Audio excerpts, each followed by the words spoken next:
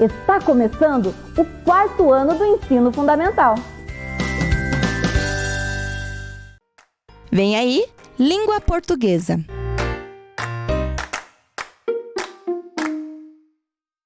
Olá, crianças, tudo bem com vocês? Então, estamos aqui para mais uma aula de português. Eu sou a professora Maria Rosa e quais serão os objetivos da nossa aula de hoje? Ler, interpretar e produzir texto do gênero verbete. Vocês conhecem o que é um gênero verbete? A gente vai estar vendo na aula de hoje, certo? Identificar e selecionar informações referentes ao assunto da pesquisa.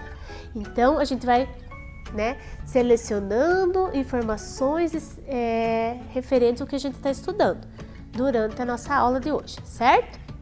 Eu quero convidar vocês a conhecerem alguns animais aqui da nossa Mata Atlântica.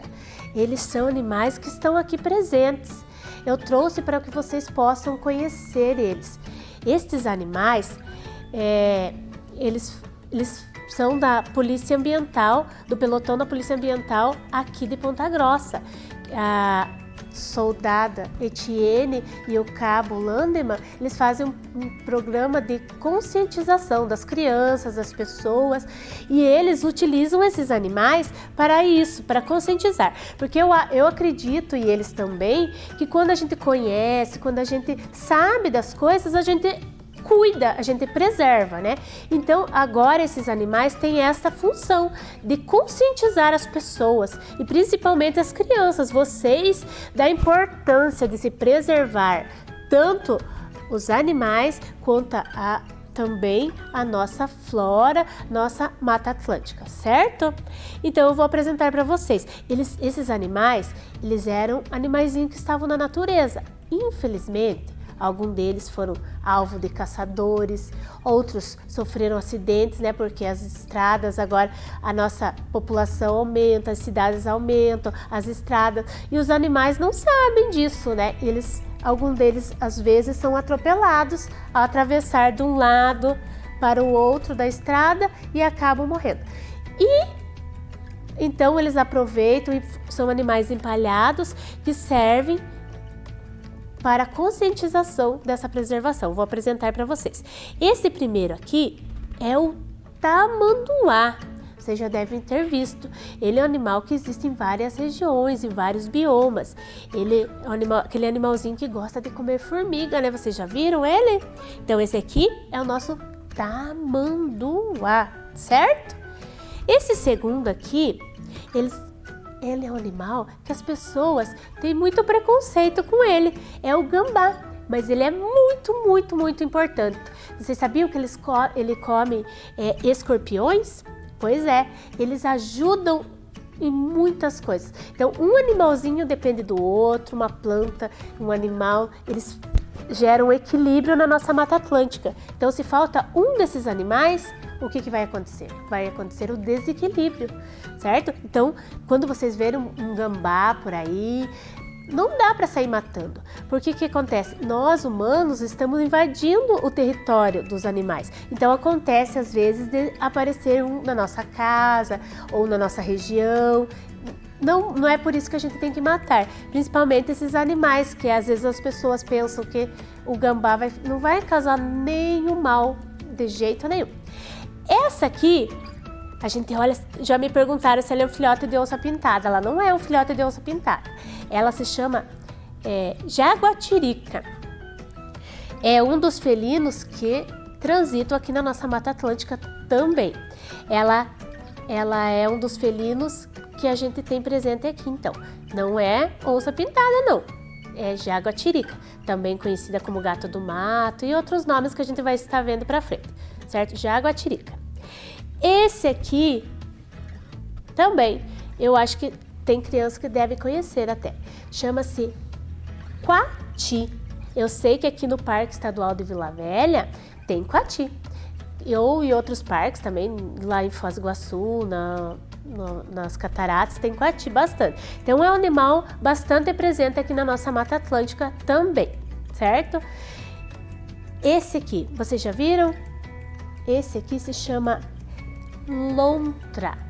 A lontra, ela também está presente na nossa Mata Atlântica, certo? A lontra é um animal, eu acho tão bonito ele, né? Chama-se lontra. E esse aqui chama-se anta. Na verdade, ele é um filhote ainda. Ele era um filhote, ele é pequeno ainda. Ele fica bem maior. Chama-se anta.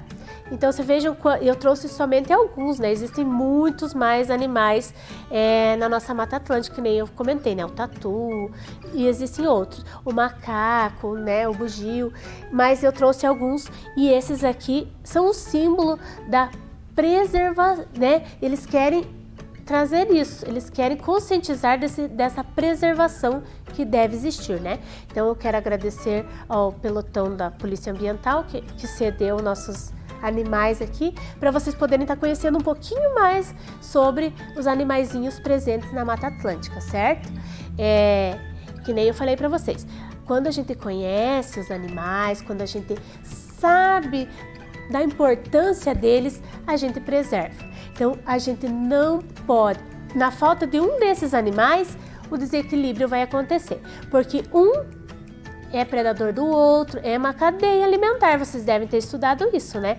Então, se a gente mata, a gente vai acabar fazendo que aconteça o desequilíbrio na nossa natureza e vai afetar todo mundo. Então, nós somos, né, um planeta inteiro que depende dessa convivência em harmonia, né? Tanto das pessoas, quanto dos animais, quanto de toda a natureza, certo? Então, nessas nossas aulas de português, a gente vai estar aproveitando para vocês estarem conhecendo tudo isso e se conscientizando da importância da preservação, certo? Vamos continuar com a nossa aula de hoje? Então, como eu falei para vocês no começo da aula, nos objetivos, estaremos trabalhando o gênero textual verbete, mas é o verbete do tipo você sabia que.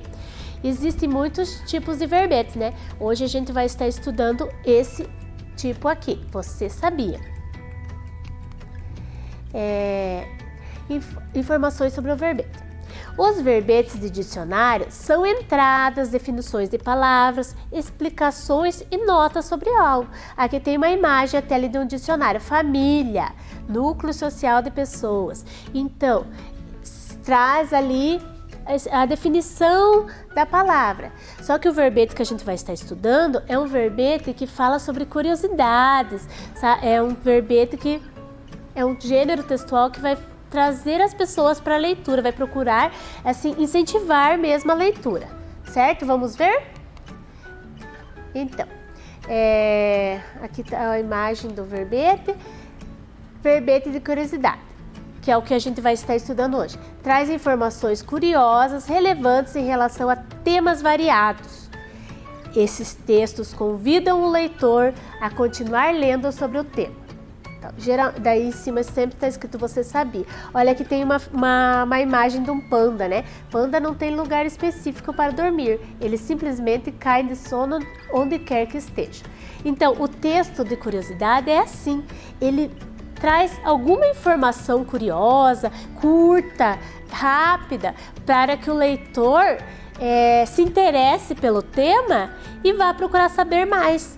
Então, se eu trago um texto, por exemplo, informativo, não é em todo lugar que eu vou conseguir que uma pessoa pare e leia um texto informativo, porque vai trazer muitas informações e não é a todo momento que eu vou poder estar lendo, né? Então, nesse caso do verbete, como ele é curto, ele vai incentivar a pessoa. Nossa, mas eu quero saber mais sobre aquele assunto. E depois vai lá, tá pesquisando. Então, é uma série de coisas que vai estimular esse tipo de texto. Informações. Os verbetes dicionários são entradas, definições de palavras e explicações de notas sobre algo.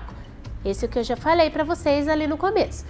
Já o verbete de curiosidade geralmente traz informações curiosas, relevantes em relação a temas variados. Esses textos convidam o leitor a continuar lendo sobre o tema. Do ponto de vista comunicativo, apresentam características semelhantes ao verbete de dicionário. Tem como finalidade apresentar uma informação ao leitor, O que diferencia é a forma e o tipo de apresentação feita. Circulam geralmente em revista, jornais, site e em alguns livros. Então tem muitas revistas, até revistas infantis que traz lá. Você sabia que? Então é um gênero que circula nesses meios, né? Jornais, sites e traz informações. Também não pode ser inventado, tem que ter informações corretas. É um texto que também vai informar, porém de uma maneira um pouco diferente. Certo? Então ele tem esse mesmo ponto de vista, comunicar algo, certo? A estrutura do verbete de curiosidades divide-se em 3 partes. Primeiro, a chamada, você sabia que? A cabeça do verbete, aquela pergunta intrigante. Porque se eu fizer uma pergunta bem sem graça, uma pergunta que não vai chamar atenção, o texto não vai cumprir a finalidade, que é chamar o leitor para aquele assunto, certo? Então a pergunta tem que trazer uma certa, tem que intrigar, né? E o terceiro, o corpo ou a resposta. Então as informações que irão responder à pergunta. Então se eu fiz a pergunta, eu tenho que responder aquela questão. Também eu não posso deixar solto, né? Então é um texto que também possui estrutura. Então primeiro você sabia, depois a pergunta intrigante e por último as informações, né? Que vão responder aquela questão.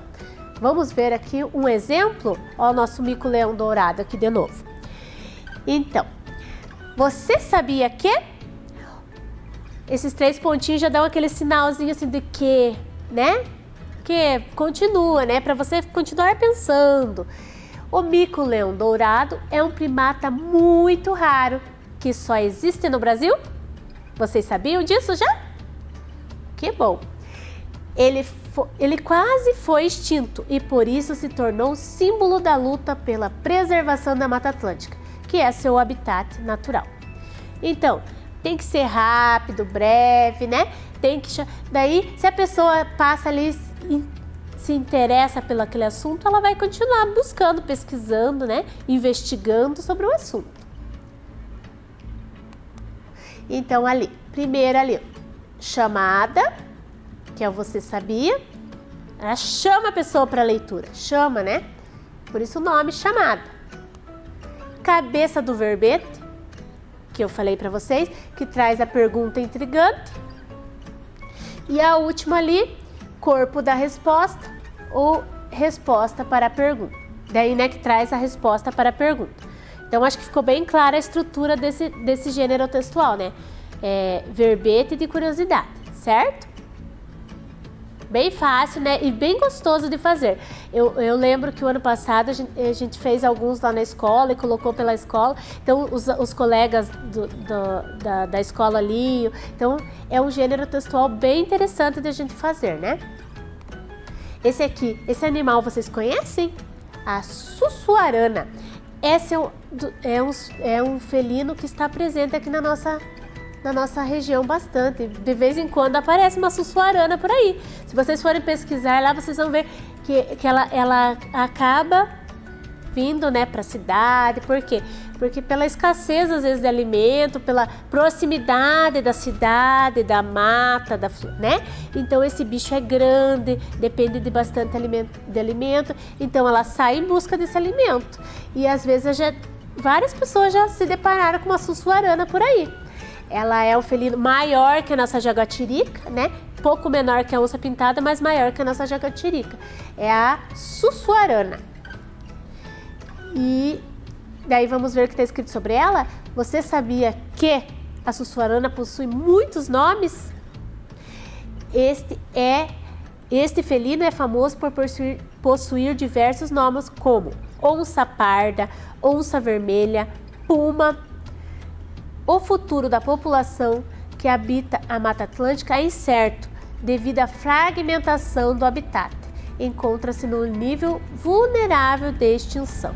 Então, o que eu falei para vocês lá, né, que às vezes a mata passa uma estrada no meio, faz uma cidade, então fragmenta, né, a Mata Atlântica e como ele é um animal muito grande, ele acaba, né, sofrendo com isso. E vocês viram ali, né, que a nossa resposta diz assim, que é um felino conhecido por diversos nomes. Então, dependendo da região, às vezes as pessoas conhecem por onça parda, outros por onça vermelha, puma. Aqui na região, geralmente é conhecida como sussuarana mesmo.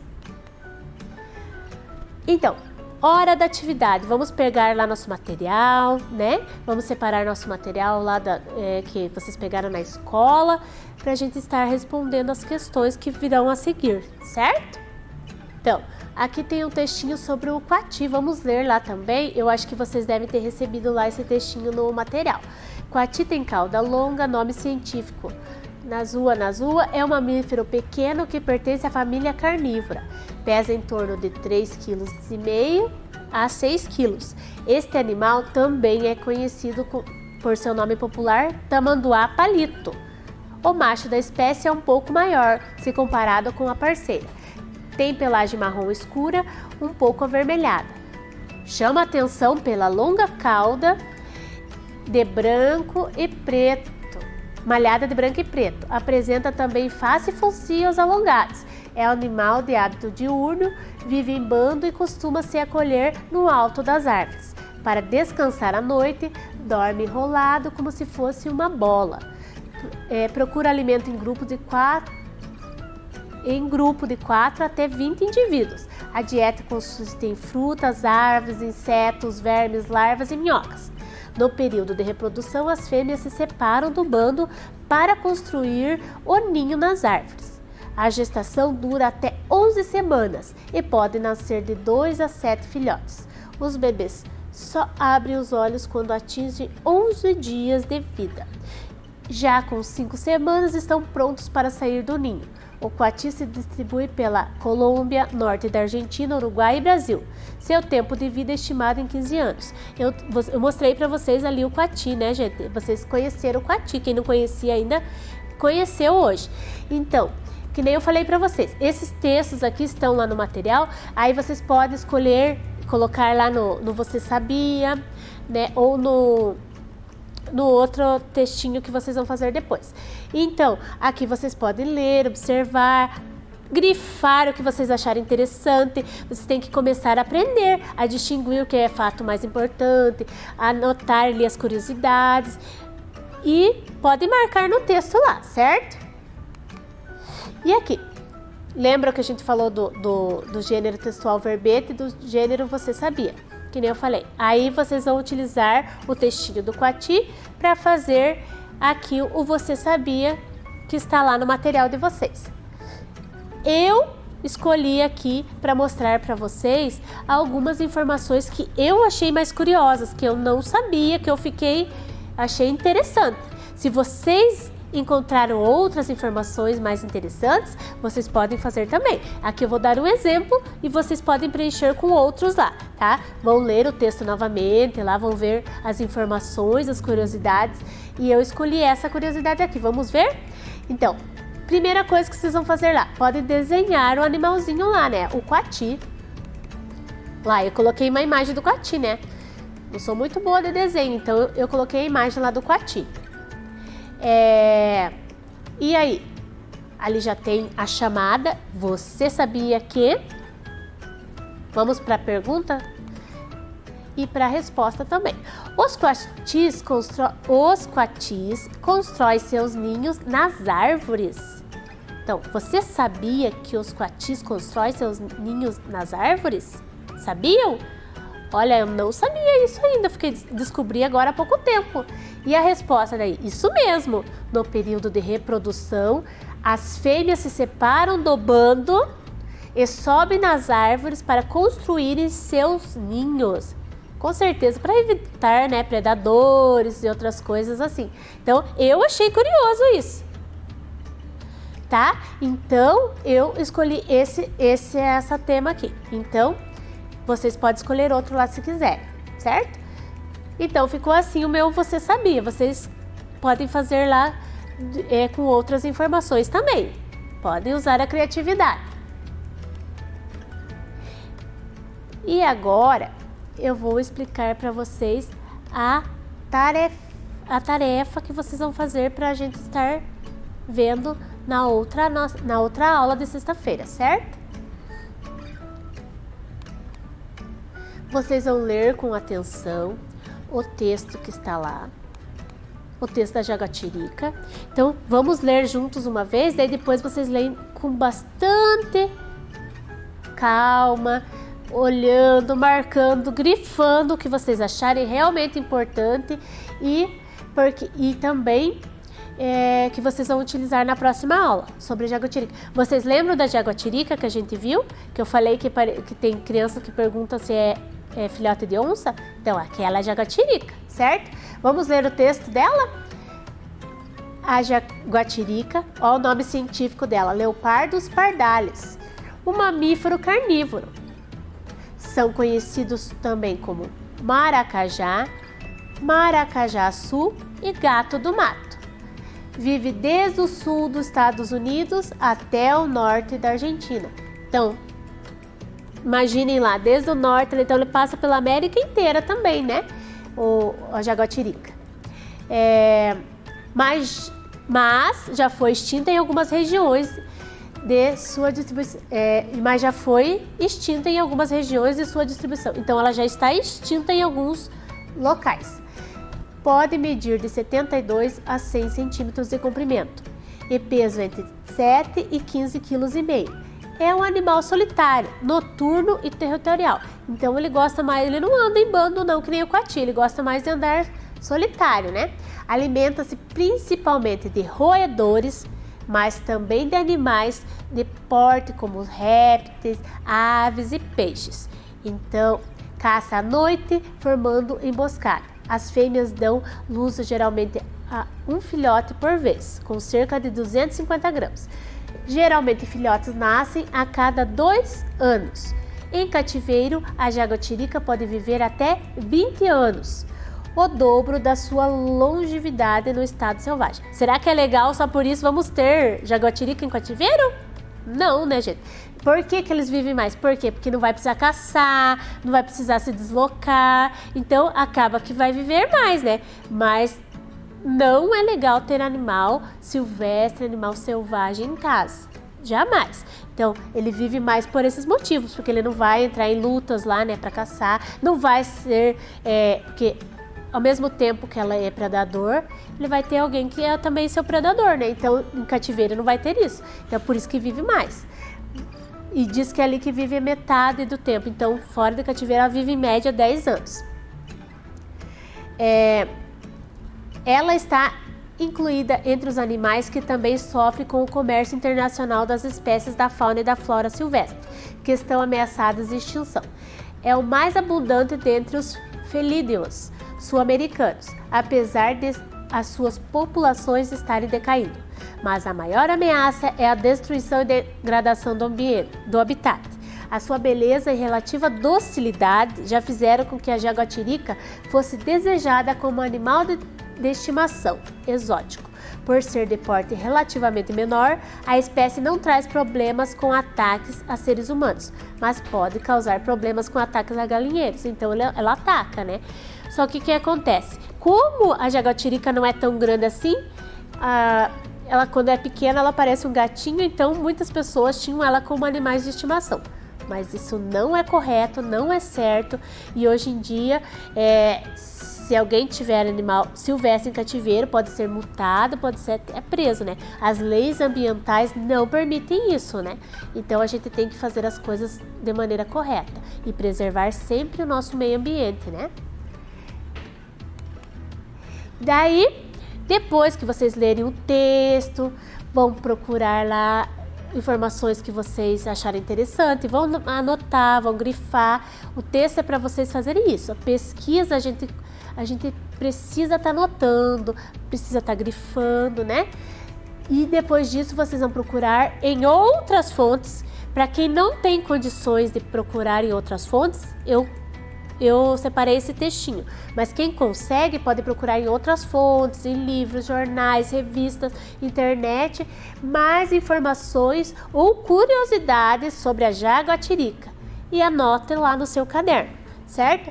Porque tem umas atividades que a gente vai estar fazendo na sexta-feira, lá na ficha técnica que vocês vão estar estudando sexta-feira, que tem uma informaçãozinha que eu não coloquei no texto, para vocês precisarem pesquisar lá. Daí, por isso que eu falei, pesquise, e quem quiser já ir lá tentando preencher a ficha técnica lá, pode ir tentando já e vai fazer. Depois a gente vai explicar bem o que é uma ficha técnica e para que serve, certo? Então tem uma dessas, e a ficha técnica ele tem uma dessas informações que não está lá no texto, que eu já não coloquei, e agora eu quero ver quem consegue ler, entender e observar, certo? Então seria isso, gente. Até a próxima aula na sexta-feira, fiquem bem e até lá. Tchau, crianças! Vem aí, matemática.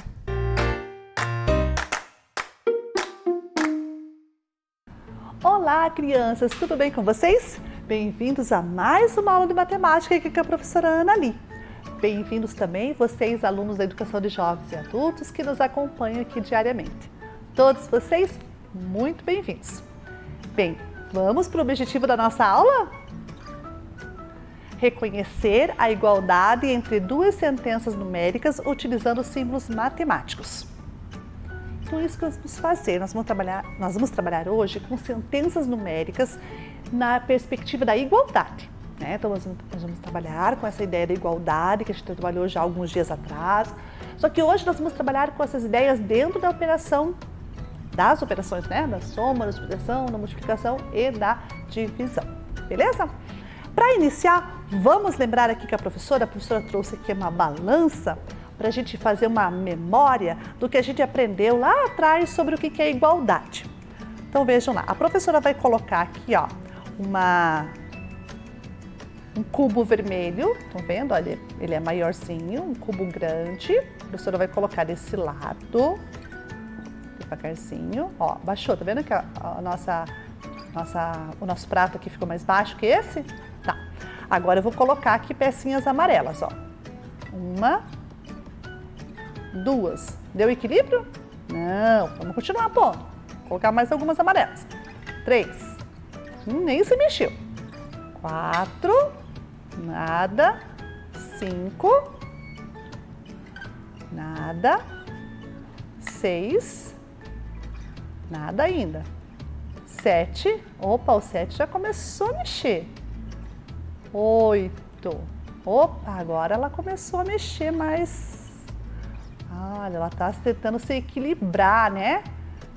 Olha lá, então daqui a pouquinho ela vai parar e a gente vai verificar se o que a gente tem de um lado é igual ao que a gente tem do outro.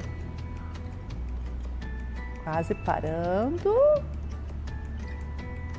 Isto. Olha lá, então, ó, ela ficou equilibrada, né? Já tá parada ali, ó. Então, vejam, esse cubo vermelho, que é, né, grande, vale quantos amarelos?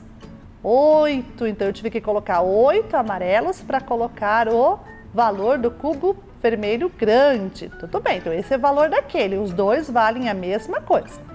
Agora, eu vou colocar, ó, aqui um azul. Opa, desequilibrei. Ó, a balança baixou. O que eu tenho que fazer lá do outro lado para equilibrar novamente? Isso, eu vou ter que colocar um azul também. Olha lá, agora colocando o azul, ela vai equilibrar novamente. Então, tudo que eu coloco de um lado, eu tenho que colocar do outro para ficar em equilíbrio. Se eu tirar daqui, eu tenho que tirar daqui também, para ficar em equilíbrio. Lembram dessa aula que nós tivemos sobre essa relação de igualdade? Então, essa nossa atividade aqui de comparação com a balança, né? Ó, já parou, equilibrou. Muito bem. Então, vejam, essa nossa atividade da balança foi para a gente relembrar essa ideia do que é a igualdade. A igualdade é esse equilíbrio entre os dois membros, né? Entre o primeiro e o segundo membro. No meio nós temos o sinal de igual, porque é uma igualdade. Então nós temos que ter, né, um equilíbrio. O que tem de um lado, tem do outro, no mesmo valor, né? Assim como nós vimos aqui na balança. Para a gente equilibrar os dois lados, tinha que ter o mesmo valor, né? Então é isso que nós temos que ter na nossa cabecinha, né? O conceito que a gente tem que aprender aqui é isso, que na igualdade os dois lados possuem o mesmo valor. Nem sempre é a mesma operação. Igual aqui na balança, ó, a professora colocou de um lado o cubo vermelho e do outro lado eu coloquei vários cubos amarelos, que equilibrou. Então, nesse sentido, às vezes nós temos uma operação desse lado que é diferente da operação do outro, mas no final o resultado é igual. Então, dentre essas duas sentenças existe uma igualdade. É isso que nós vamos ver na aula de hoje. E para nós começarmos, né, a professora vai colocar aí na telinha uma comparação numérica entre duas. Nós vamos pensar um pouquinho sobre sentenças. Então, aí está aparecendo para vocês duas sentenças, né? 13 mais 40 mais 56, 22 mais 78 mais 6. Opa! Nós vamos pensar nessas duas sentenças primeiro visualmente. Ou seja, a gente vai fazer uns desenhos aí, tá? Para a gente representar esses números. Vamos começar com a primeira sentença. Ó, eu usei um retângulo laranja e bolinhas verdes. O retângulo laranja representa a dezena, então uma dezena do 13. As bolinhas verdes representam as unidades, 3 unidades do 13. Tá, vamos comparar, vamos agora na sequência fazer a representação visual do 40. 4 retângulos laranjas para fazer o 40, naquela perspectiva de que cada retângulo vale 10.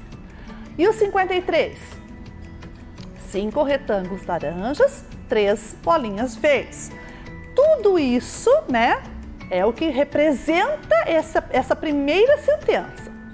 Vamos representar visualmente a segunda agora. 22. 2 retângulos e 2 bolinhas verdes. 78. 7 retângulos, 8 bolinhas verdes. E o 6? 6 bolinhas verdes. Se a gente for contar quanto tem na representatividade desses desenhos no primeiro membro, nós vamos ver ali, ó, nós vamos contar 10, 20, contando todos os retângulos, 10, 20, 30, 40, 50, 60, 70, 80, 90, 100. Então, nós temos 100 representados pelos retângulos verdes e 6 representando as bolinhas verdes. Então, 106. Muito bem. Agora, vamos olhar do outro lado. Nós temos ali os retângulos, né? 10, 20, 30, 40, 50, 60, 70, 80, 90. Aí, contando as bolinhas, nós vamos ter 1, 2, 3, 4, 5, 6, 7, 8, 9, 10, 11, 12, 13, 14, 15, 16.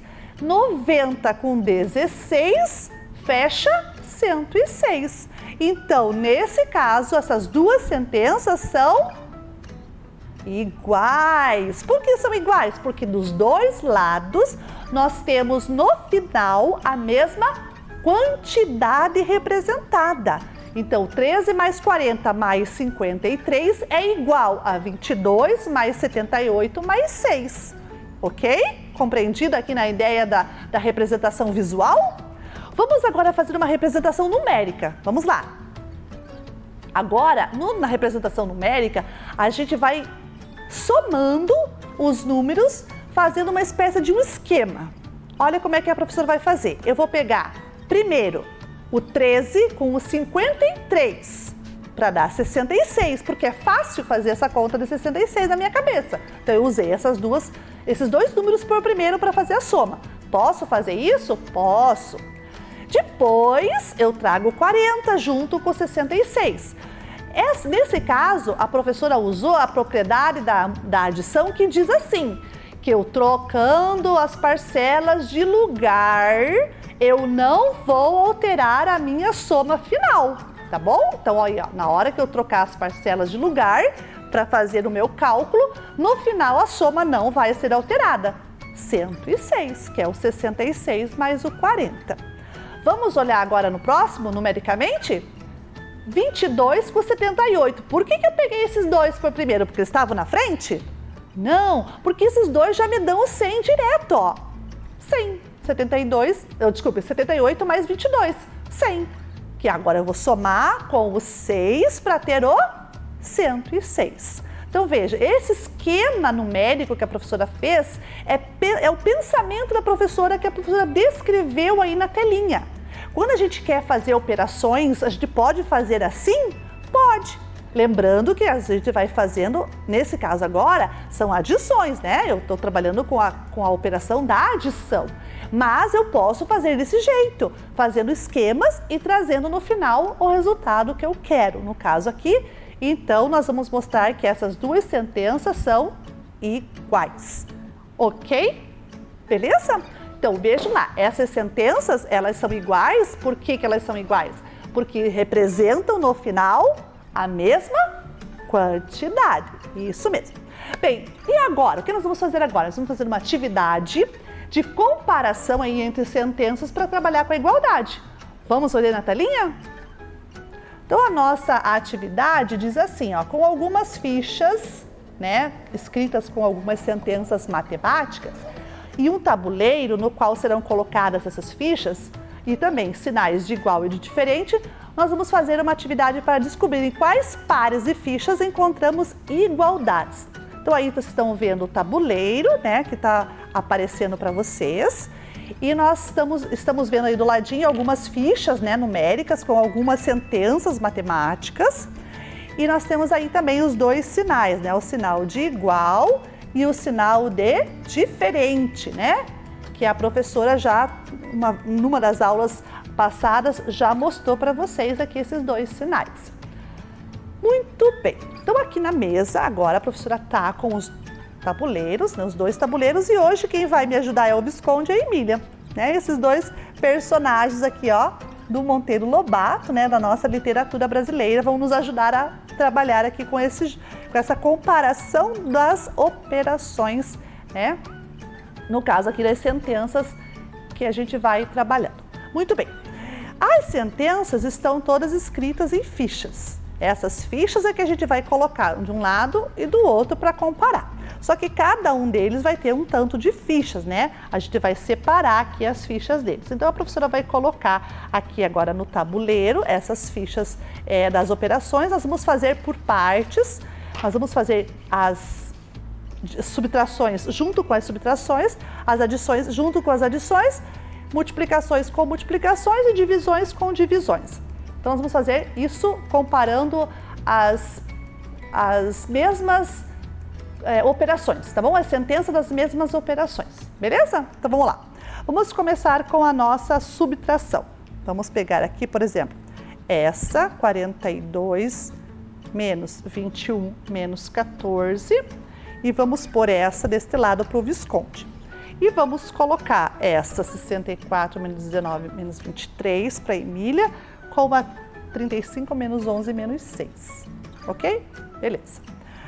Então aqui nós temos 4 sentenças, de 2 a 2. Esta aqui é da Emília e essas duas aqui são do Visconde, né? O Visconde representando os meninos, a Emília representando as meninas. Vamos ver se essas duas sentenças, elas são iguais ou são diferentes. Porque se elas não forem iguais, elas só podem ser diferentes. Aí eu posso usar o símbolo do diferente, tá bom? Então vamos ver lá. Então vamos começar por essa aqui. 24 menos 21 menos 14. Bom, você vai ter que fazer as operações. Então olha aqui que a professora vai trabalhar com vocês aqui na mesa, né? Fazendo essas operações para a gente identificar se essas duas sentenças são sentenças que a gente pode dizer que elas possuem uma igualdade, né? E a gente vai caracterizar ela com aquele sinal no meio entre as duas, né? A de igual e a de diferente. Muito bem, então lá, nós temos 24, deixa a professora só olhar aqui para elas, porque senão eu vou copiar errado. Vamos pegar uma outra caneta aqui para a gente poder... Aí, peguei aqui uma caneta, vamos lá. 42 menos 21 menos 14. Então, aqui é essa a nossa sentença que nós temos que verificar. O valor dela. Então, para a gente fazer a verificação do valor dessa sentença, nós vamos calcular do jeito que a professora ensinou para vocês. Vamos trabalhar com esquemas aqui? Vamos fazer alguns esquemas. O que eu já posso juntar aqui, que eu já sei que eu posso ir direto? Tem alguma coisa que eu posso fazer assim, que eu já de cara posso trabalhar? Tem. Aqui, ó, esses dois. O que eu tenho aqui? Um é metade do outro, né? No caso, esse é metade desse. Então, aqui, 42 tirando 21, vai sobrar 21, que é a metade. Menos 14, agora eu posso fazer 21 menos 14. 21 menos 14 dá? Quanto? Isso, dá 7. Muito bem. Então, essa sentença de um lado aqui do nosso Visconde, a primeira sentença, né, essa que a gente colocou aqui por primeiro, vale 7. Agora, nós vamos verificar a segunda. Vamos verificar a segunda. Então, essa vale 7. Guardem na cabecinha de vocês que ela vale 7. Vamos fazer agora a segunda. A segunda é 18 menos 3 menos 8. Então, essa é a nossa segunda sentença. Vamos verificar se ela também vale 7 para manter uma igualdade. Vamos ver se existe igualdade nessa aqui. O que eu sei aqui? Então, 18 tirando 3. 18 tirando 3 dá quanto? Quanto que eu posso fazer aqui no 18 tirando 3? 15. Muito bem, então eu posso fazer direto aqui, ó, 15. 15 menos 8. 15 tirando 8, 7. Ok, então o que aconteceu aqui na nossa sentença do Visconde? Ele é igual. Vamos colocar o sinal de igual aqui entre as duas, né? Porque são iguais. 7 é igual a 7, porque eu tenho resultado 7 aqui, tenho o resultado 7 aqui. Então, essas duas sentenças são iguais. Muito bem. Vamos descobrir agora a da Emília? Então, agora nós vamos fazer a sentença da Emília. Vamos descobrir esse resultado e vamos descobrir este resultado para ver se existe igualdade entre eles. Então, vamos lá. 64 menos 19 menos 23. Bem, 64 menos 19. Vamos fazer aqui a continha do lado? Podemos fazer a continha do lado? Podemos. Isso não tem problema nenhum. 9 para chegar no 14. Faltam 5. O 6 fica 5. 5 menos 1, 4. 45. Então, aqui nós temos 45. 45 menos 23. Vamos tirar o 23 agora aqui desse resultado, 45. 3 tirando de 5, sobra 2. 4 tirando de 2, ou 2 tirando de 4, sobram 2. Então, aqui a resposta é 22. Então, guarda na cabecinha 22, ok? Guarda lá a primeira sentença da Emília, 22. Vamos apagar para fazer a próxima agora. Vamos para a próxima sentença da Emília, que é 35 menos 11 menos 6. Ok, vamos olhar aqui com a professora. Vamos fazer agora a próxima sentença. Deixa eu usar outra cor aqui agora. Bem, o que a gente pode fazer? Vamos fazer aqui primeiro, ó, 35 menos 11. 35 tirando 11, né? Então, aqui a professora vai tirar 1 de 5, vai sobrar 4. 1 de 3, vão sobrar 2. 24. Muito bem. 24 menos 6, tranquilo também para fazer de cabeça, que é 18. A primeira deu 22 e a segunda deu 18. E agora? O que nós temos? Agora nós temos a diferença. Então, essas duas sentenças não possuem igualdade, elas são diferentes. A igualdade nós só encontramos na do Visconde. Muito bem, então agora a gente vai usar outras sentenças. Vamos para a soma agora, né? Vamos usar a soma. Vamos fazer com as somas que a gente vai encontrar também a mesma situação. Vamos fazer dos dois lados, vamos verificar se temos a mesma resposta, né? Que são iguais, e daí a gente mantém a igualdade. Se for diferente, a gente coloca o sinal de diferente. Vamos tirar aqui os sinais também do nosso tabuleiro. Vamos colocar aqui, acompanhe com a professora agora aí na telinha, que a professora vai colocar aqui as somas. Vamos lá, vamos colocar 19 mais 7 mais 24 e vamos colocar desse lado aqui o 25 mais 11 mais 14. Daí para a Emília, nós vamos colocar 8 mais 36 mais 12, 16 mais 19 mais 20. Beleza? Tá até de verde aí pra gente não confundir, né? Que agora é são adições que nós vamos fazer. Vamos lá com a professora? Vamos lá então. Vamos pegar a do Visconde primeiro, né? 19 mais 7 mais 24. Então essa aqui é a primeira sentença do Visconde. O que a gente pode ver? Bem, aqui nós podemos fazer, né, direto aqui também, né? Para mudar de cor aqui, para ficar mais bonito, né? Para a gente poder rabiscar com colorido. 19 mais 7, bem, se fosse 20 mais 7, seria 27, né? Mas como é 19 mais 7, vai dar 20... Quanto? 20... Vamos ver se vocês sabem lá. Conta do dedinho aí. A professora quer esperar se vocês sabem. Não vou fazer sozinha. Vamos junto com a professora. 19 mais 7. Isso, 26. Muito bem. Ó, estão ligadinhos. Agora, eu vou fazer o 26 mais o 24, ok? Faz lá aí em casa agora. 26 mais 24. Bem simples, dá? Quanto? 4 com 6, fecha. Olha, veja lá, ó, dá pra gente fazer direto aqui, ó. 4 e 6, 2 e 2, vai subir 1. Isso, muito bem. 50, muito bem. Então, essa nossa sentença primeira deu 50. Guarda na cabecinha aí 50, tá bom? Vamos lá para a segunda agora. Deixa a professora apagar aqui a primeira para a gente ir para a segunda. A segunda é 25 mais 11 mais 14. 25 mais 11 mais 14. Vamos lá agora. Observando aqui no nosso cálculo, 25 mais 11, vamos fazer aqui por primeiro? Podemos fazer a de trás por primeiro, podemos. Vamos fazer de trás por primeiro? Aqui, ó, 11 com 14. Dá 1 mais 1, 2, 4 mais 1, 5. Então, vai dar 25. Agora, eu repito da frente, 25 mais 25. Por que a professora fez aqui? Ó, porque ela já, né, estava mais rápida a conta e aqui a gente já consegue fazer também sem armar. 25 mais 25? 50. Muito bem. Então, quanto que deu a primeira? 50. A segunda deu? 50. Então, nós temos o que aqui no Visconde? Isso, nós temos uma igualdade. Isso, muito bem. Então, nós temos aqui duas sentenças iguais. Vamos agora para a da Emília? Vamos lá. Vamos para a da Emília para a gente poder dar tempo da gente fazer todas. 8 mais 36 mais 12. Muito bem. Agora a gente vai fazer aqui, ó. Vamos somar o 12 com o 8, que eu já sei que dá 20 por primeiro, ó. 12 com 8, que eu sei que dá 20. Vai ficar mais fácil a minha conta. Agora eu vou acrescentar aqui mais 36. 20 mais 36, 56, ok? Guarda lá na cabeça, 56, beleza? Muito bem, vamos fazer a próxima agora com a professora aqui. Qual que é a próxima?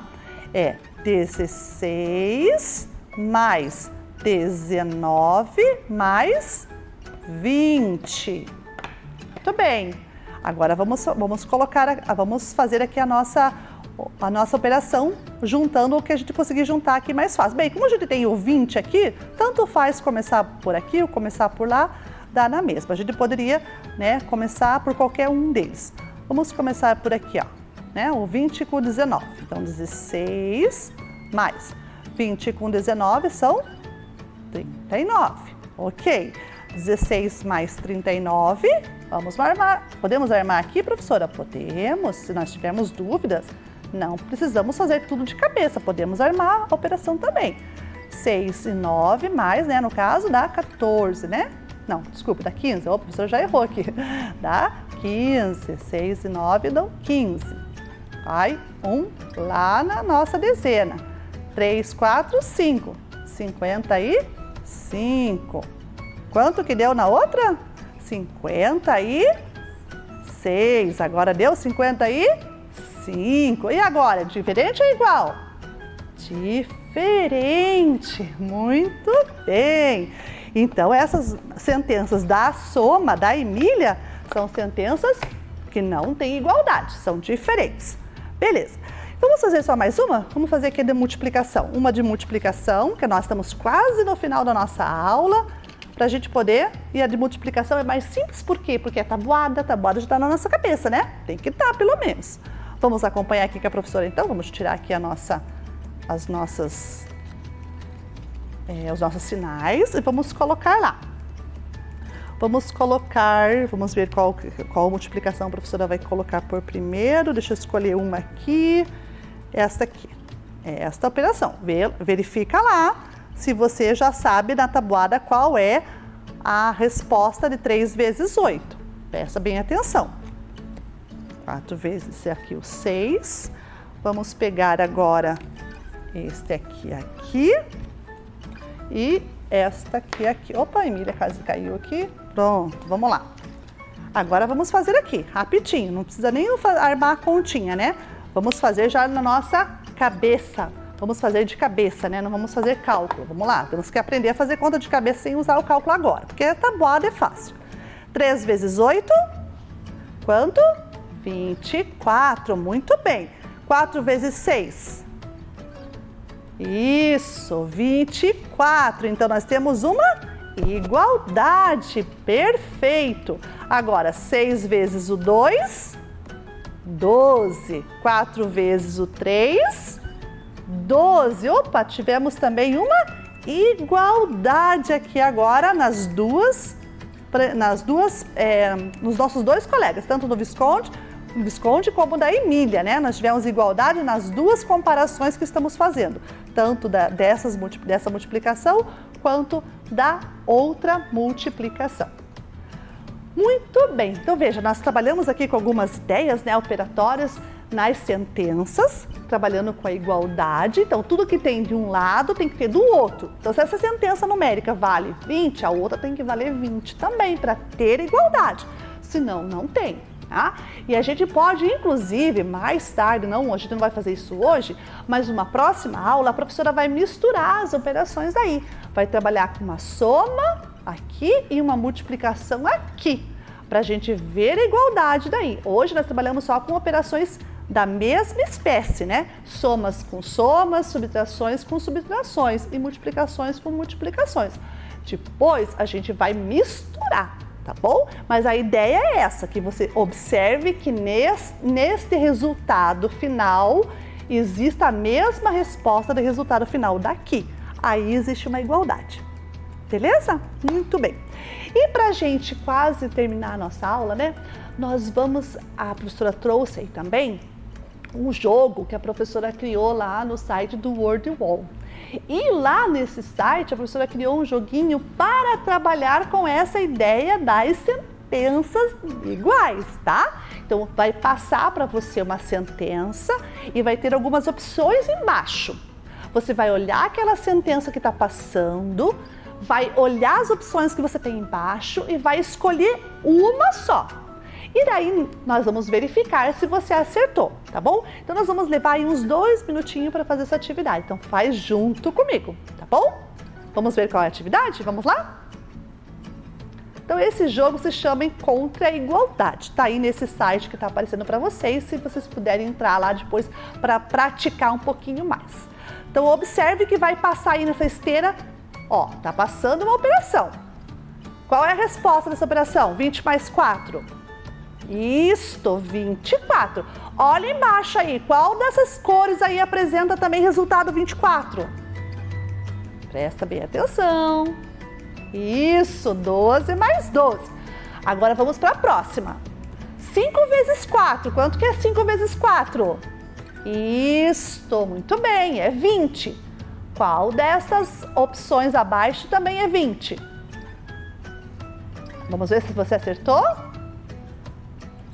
2 vezes 10, muito bem. Agora vamos com outra sentença. 30 menos 15 menos 5. Ficou mais difícil, né? 30 menos 15, 15. 15 menos 5, 10. Qual é a sentença que também dá essa resposta? Vejam lá, vamos ver se você acertou.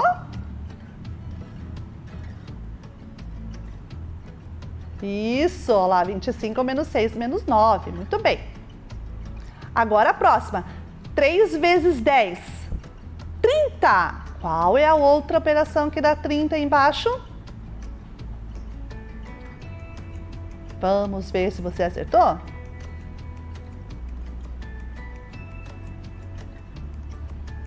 Isso, muito bem. Agora faltam duas.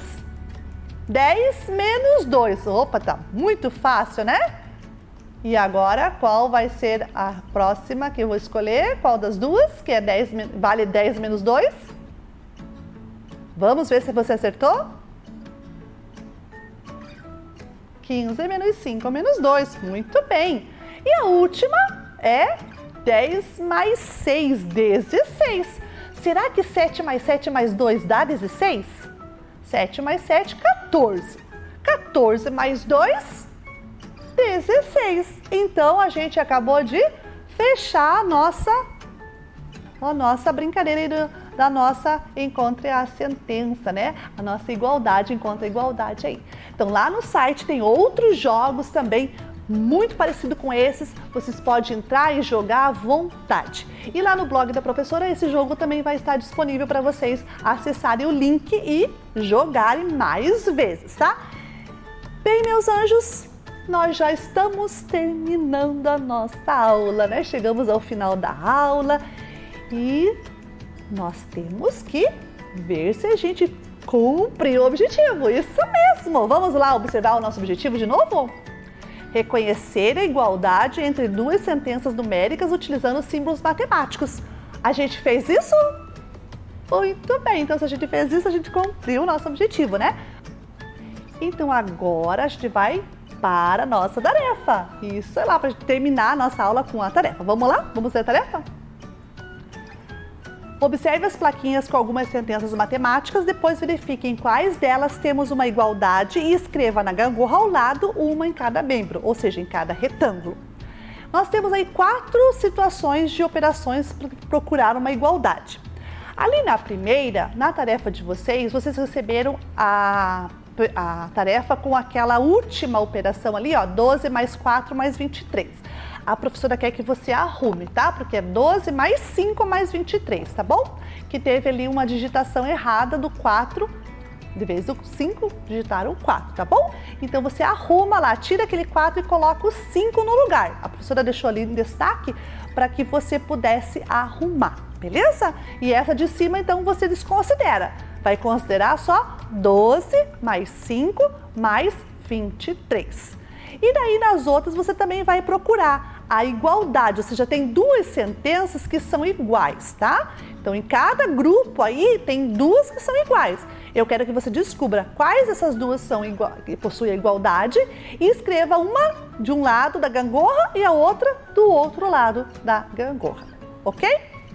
Muito bem, meus amores, tá aí a tarefa, capriche, resolve, se esforça, né? Porque o importante é se esforçar para a gente poder aprender, porque só copiar a gente não aprende, aí teremos um grande problema se a gente só copiar, porque a gente não tem aprendizagem, a gente tem que se esforçar e depois a gente corrige.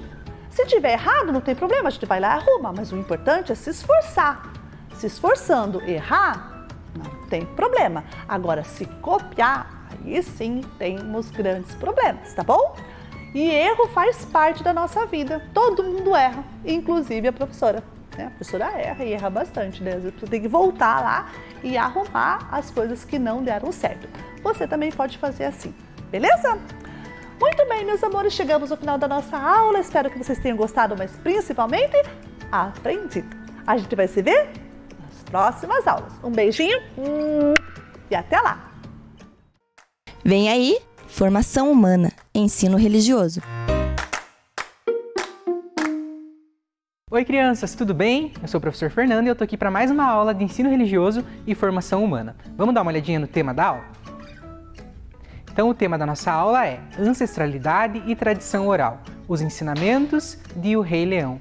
Então a nossa aula hoje, para falar sobre esse assunto da ancestralidade e a tradição oral, né, que é a comunicação, o modo como a gente aprende com os nossos antepassados, com as pessoas que já estiveram presentes na nossa vida, a gente vai usar o filme do Rei Leão, porque ele fala muito sobre essa questão da importância dos nossos ancestrais. Então vamos dar uma olhadinha nos objetivos? Então, hoje a gente vai aprender a reconhecer, por meio do filme O Rei Leão, que foi produzido pela Disney em 1994, a importância dos ensinamentos de nossos ancestrais. Então, o que significa ancestralidade? Eu sei que vocês já discutiram esse tema em outras aulas de formação humana, mas é sempre bom a gente relembrar, porque é um assunto muito importante, tem tudo a ver com quem nós somos. Então vamos olhar aí na tela para a gente ler o conceito. Ancestralidade é a força dos nossos antepassados viva em nós. É sobre memória e o quanto isso pode ajudar na nossa vida. Aquela receita de família, aquela moral da história, aquele chá com cheiro mágico da sua avó, aquele conselho dos pais que serve para tantos momentos da nossa vida. Falar sobre ancestralidade é falar sobre quem nós somos, nossa essência. Então, todos nós temos pessoas que antecederam a nossa vivência, que estiveram antes de nós. Nós não viemos do nada, né? Nós não surgimos do nada. Tem os nossos pais, tiveram nossos avós, tem nossos avós, os nossos bisavós, os tataravós. Então existe uma linhagem toda da nossa família que antecede o momento em que a gente surgiu aqui na Terra, né? Então é muito importante que a gente reconheça essas pessoas, ou pelo menos que a gente reconheça a importância de ter existido essas pessoas no passado, porque nós existimos só por elas. Então vamos prosseguir aqui na nossa aula. Como eu falei, o filme que a gente vai estudar aqui é a história do Rei Leão. Então, eu vou contar rapidamente para vocês do que se trata esse filme. O Rei Leão conta a história da jornada atribulada de Simba desde a infância até a idade adulta. Embora encontre diversos obstáculos, o jovem leão sobrevive graças à força da amizade e ao exemplo de seu pai. Quais são os personagens principais dessa história, então? Vamos dar uma olhadinha. Então a gente tem o Simba, que é o personagem principal, né? O pequeno, ele no início da história ele já parece pequenininho ainda, e ele vai crescendo, a gente vai acompanhar a história dele durante toda a trajetória do filme. Tem o Mufasa, que é o pai do Simba, que é o grande rei. Também temos o Scar, que é o tio do Simba e o irmão do Mufasa, que é o pai do Simba. O Timão e o Pumba, que são os amigos que o Simba encontra no momento de muita dificuldade da vida dele. A Nala, que sempre foi a amiga do Simba e que futuramente vai se tornar aí a esposa, a rainha do reino junto com ele. E o Rafiki, que é o grande líder religioso, o xamã aí dessa selva, na qual o Simba e o Mufasa são reis. Então vamos agora começar a nossa história. A história começa com o nascer do sol. Vemos os animais da selva acordando, várias espécies se unindo e cantando juntas. No lugar mais alto está Mufasa, o rei, com a sua companheira Sarabi e o bebê Simba. Rafiki, o xamã, conduz a cerimônia de apresentação do príncipe ao seu povo e todos os animais comemoram. Então aí na imagem vocês estão vendo o Simba sendo apresentado como o futuro rei da selva. Vamos assistindo à infância de Simba e aos ensinamentos que o pai procura transmitir, preparando o jovem para um dia ser rei. Olha só o que o Mufasa fala para o Simba aí em uma determinada parte do filme.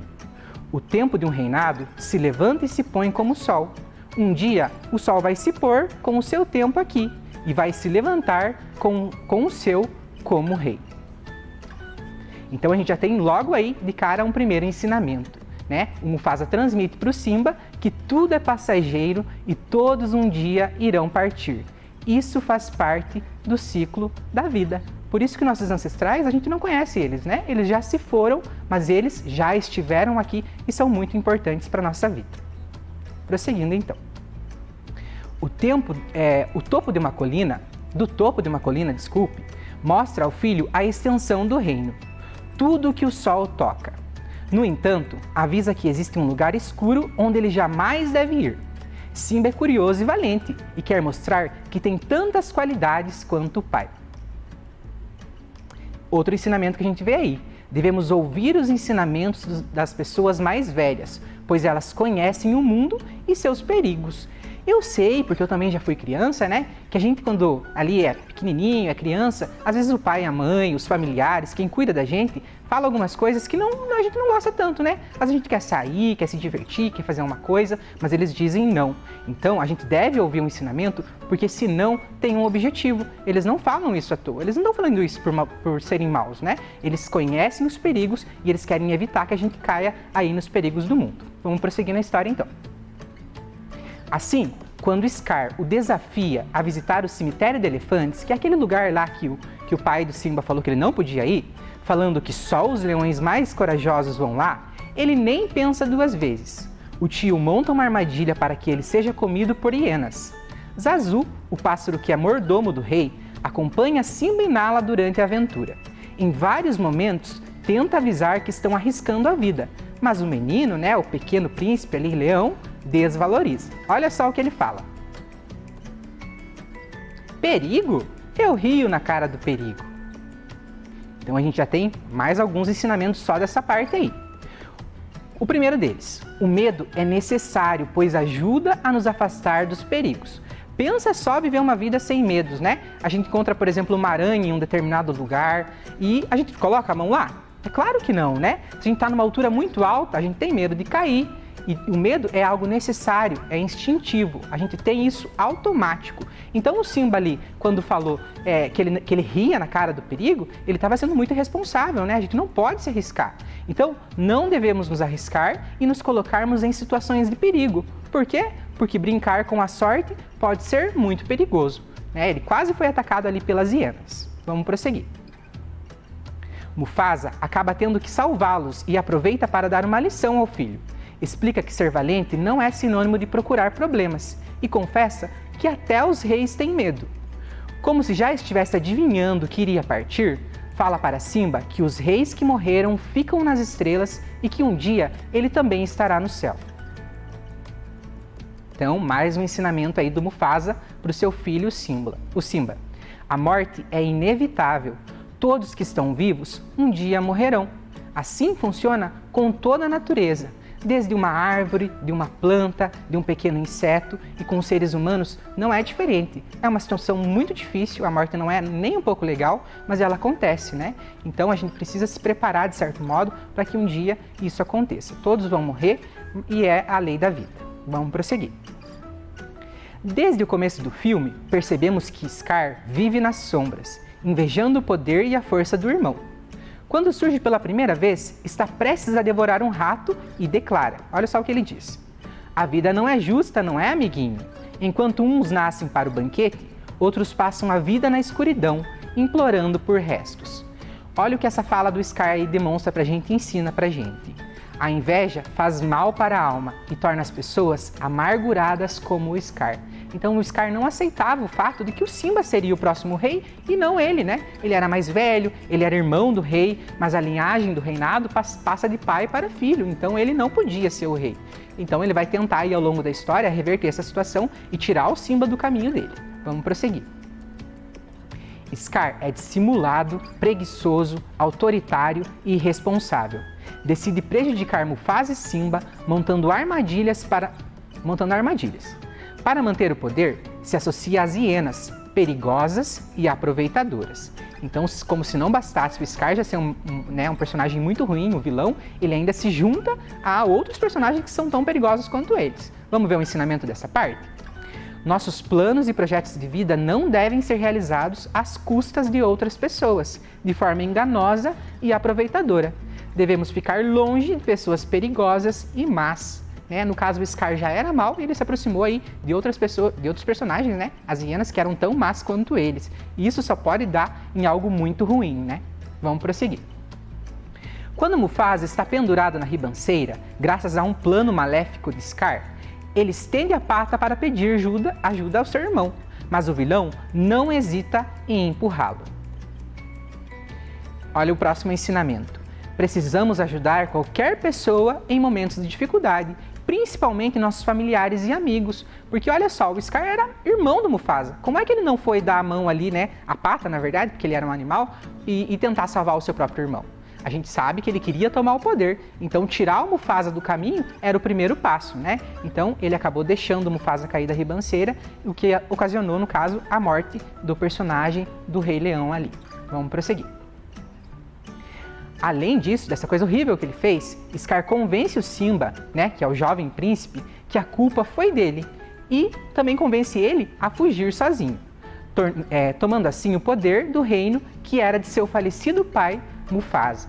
Olha ali o Simba chorando, né, e partindo porque viu o pai morto. Destruído pela morte do pai, perdido e se sentindo culpado, Simba parece estar no fim da linha. Seu corpo está caído, rodeado por urubus, quando Timão e Pumba o encontram. Embora pensem duas vezes por se tratar de um leão que pode devorá-los, resolvem ajudá-lo, mesmo não fazendo parte do povo da Pedra do Rei. Então, o Timão e o Pumba foram essenciais aí para ajudar o Simba a se recuperar naquele momento em que ele estava muito triste. Vamos ver o ensinamento dessa parte do filme? As amizades são muito importantes, seja nos momentos de diversão ou nos de tristeza. Ter amigos e contar com a ajuda deles em momentos de dificuldade, como o luto, além de ser muito bom, é também necessário. O luto, caso vocês não saibam, é aquele momento, né, que é posterior à morte de uma pessoa muito querida. É isso que o Simba estava passando. O pai dele tinha acabado de morrer, ele estava desesperado, né? E ali foi o Timão e o Pumba que não tiveram medo do Simba, né, por ser um leão, e ajudaram ele. Então as nossas amizades, os nossos familiares são muito importantes para que a gente passe por esse período que é tão difícil da nossa vida. Vamos prosseguir? Os amigos andam sozinhos, ao sabor da sorte, e levam a vida como uma grande aventura. Percebendo que Simba estava sozinho e abandonado, decidem criá-lo e transmitir a ele a sua filosofia, explicando que vivem numa boa vida, sem regras ou responsabilidades, de um jeito diferente do que imaginava. Assim, o leão tem a oportunidade de esquecer o passado e parar de sofrer. Olha o ensinamento dessa parte, então. É humano que a gente tente fugir dos problemas, mas a gente pode colher consequências disso, né? Então o Simba aí pensou que a melhor alternativa era ele esquecer de todo o passado dele triste, da morte do pai, e aí se aventurar com esses novos amigos, né? Curtir a vida. A vida de todos nós possui regras e responsabilidades.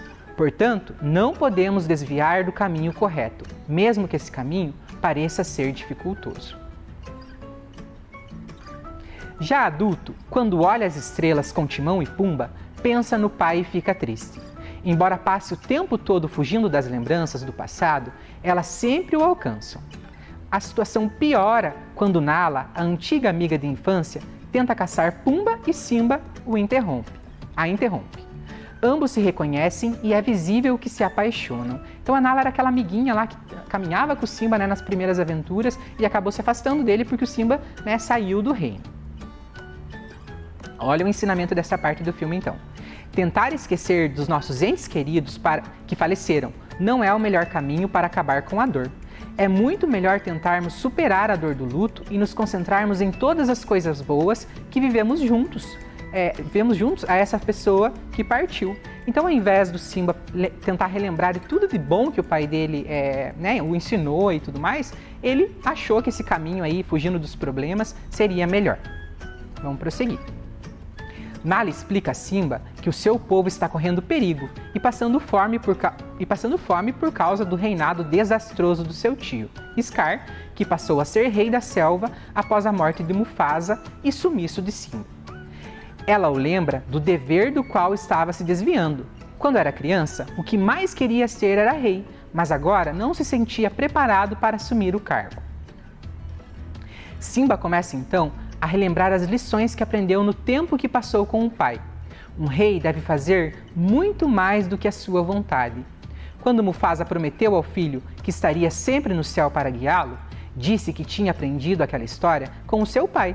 Assim, ao acreditarem que os grandes reis do passado estão nas estrelas, essas gerações de leões parecem lidar com a saudade dos que já partiram. Então o Simba começou a lembrar de todas aquelas coisas que o pai dele falava sobre os ancestrais, né? Que eles estariam nas estrelas, que o Simba deveria lembrar disso sempre que se sentisse em dificuldade ou algo do tipo. Então os ensinamentos dessa parte são: nunca fuja de suas responsabilidades. Apesar de nossas vontades, sempre precisamos fazer aquilo que é mais correto. Mesmo que alguém especial tenha partido, é necessário lembrar todos os ensinamentos que nos ajudam a ser melhores. Cada religião e filosofia de vida nos ensina, de maneiras diferentes, a lidar com o sofrimento causado pela morte de alguém especial. Devemos buscar apoio também nesses ensinamentos e lições. Lá na história, o Simba buscou ali a ajuda dos amigos, do Timão e do Pumba. Mas na vida real, a gente pode buscar na nossa família, na nossa religião, caso a gente tenha, na nossa filosofia de vida. Filosofia de vida é o modo como a gente vive, naquilo que a gente acredita, nas coisas que a gente pensa. Então, cada pessoa, cada tradição tem aí um modo de lidar com a morte. A gente precisa olhar para isso e tentar ver qual é a melhor forma de curar a nossa dor para que a gente supere esses traumas, Vamos prosseguir. Rafiki mostra o reflexo de Simba num lago e declara: ele vive em você. Assim, tudo o que aprendeu com o pai deve funcionar como uma bússola quando se sentir perdido. Simba, que foi ensinado a defender o seu povo e a sua terra, escuta as palavras de Nala e percebe que tem que regressar e derrotar o tio. Olha o último ensinamento então que a gente vai ler aqui do filme. O filme mostra de uma maneira extremamente tocante como a memória de quem amamos continua nos protegendo e orientando ao longo de nossa vida. Olha o que o Mufasa falou ainda quando era vivo, para o Simba. Se você esquecer de mim, você esquecerá de quem você é. Aparecendo entre as estrelas, o espírito de Mufasa relembra a Simba que ele deve aprender com o passado em vez de continuar fugindo. É depois dessa conversa que o protagonista ganha coragem para regressar, motivado pelo exemplo de seu pai. Simba retorna então ao seu reino por direito, para lutar com a ajuda de seus novos amigos e demais leões da Alcateia contra seu tio Scar. Assim, a paz no reino retorna e Simba está pronto para transmitir os ensinamentos de seu pai, Mufasa, para os seus filhos. Nessa imagem a gente já pode ver o Simba e a Nala apresentando aí o futuro rei, dessa selva, e aí mostra pra gente que a geração já está mudando e futuramente, no caso, o Simba também um dia vai deixar de ser rei e quem vai se tornar rei é o filho dele. Então o ensinamento é: ao entendermos que nossos ancestrais continuarão sempre dentro de nós e das nossas futuras gerações, conseguiremos entender que a vida é bela e que o ciclo da vida é constituído por inícios e fins. Então, tudo na vida tem um início, mas também tem um fim, por mais triste que isso possa parecer. Bom, crianças, então vamos dar uma olhada para ver se a gente conseguiu alcançar os nossos objetivos da aula? Então, a gente aprendeu a reconhecer a importância dos ensinamentos de nossos ancestrais por meio do filme O Rei Leão? Olha, eu acredito que vocês tenham aprendido também, assim como eu, A gente viu aí a aventura do Simba, desde aquele momento em que ele era menininho, quando ele era bem pequenininho, aquele jovem rei, e queria tanto, se achava corajoso, se arriscou, se colocou em perigo, aprendeu com seu pai várias coisas, aí o seu pai morreu, ele tentou fugir de todos os problemas, mas relembrou de todos os ensinamentos e viu que ele não podia fugir da sua responsabilidade e percebeu o principal, que o pai dele, apesar de já ter partido, sempre continuaria dentro dele, dentro do seu coração, e que ele não podia esquecer disso, de forma alguma. Bom, crianças, então vamos dar uma olhadinha na tarefa de casa antes de encerrar nossa aula? Então, a tarefa, como vocês perceberam, vocês já receberam aí da escola, ela é bem longa, o professor não vai ler detalhadamente, mas é só vocês aí observarem os enunciados que vocês vão entender. Mas ele fala sobre toda essa história aí que o professor acabou de contar para vocês, para vocês marcarem aí se é verdadeiro, se é falso, sobre os ensinamentos do Simba, do Mufasa, sobre como o Simba se comportava, Então, é só vocês prestarem bastante atenção e caso vocês tenham dúvida, vocês tiram aí com os familiares ou com os professores. Bom, crianças, então eu quero dedicar para vocês essa aula, eu dedico essa aula, à minha avó, que também é minha antepassada, fez parte da minha vida e apesar dela ter partido já faz muito tempo, ela ainda permanece em mim, permanece em meu coração e todos os ensinamentos dela vão sempre ficar dentro de mim. Então vocês também têm que entender isso. Apesar que as pessoas possam ter partido, elas continuam dentro de nós porque elas são quem a gente é.